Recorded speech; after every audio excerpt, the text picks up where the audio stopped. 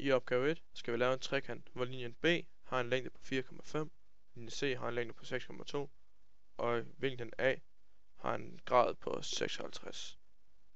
Først vil jeg starte med at lave linjen B, som skal være på 4,5.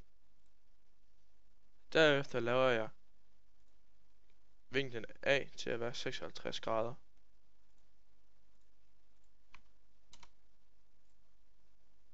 Nu vil jeg lave linjen C, som skal være på 6,2.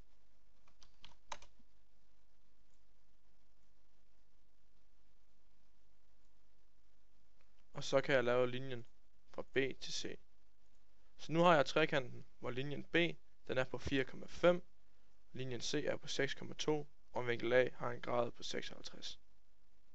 I opgave 2 skal jeg lave en trekant, hvor linjen B er 7, og linjen C er 5, og vinkel B har en grad på 34. Jeg vil starte med at lave linjen B til at være 7. Så vil jeg lave linjen C til at være 5.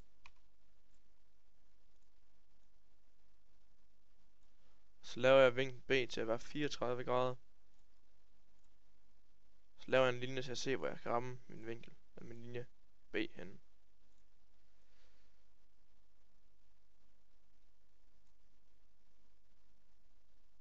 Og så har jeg lavet en stumpvinkel trekant, fordi begge vinkler har en vinkelsum på under 90, og en af vinklerne er over 90 grader.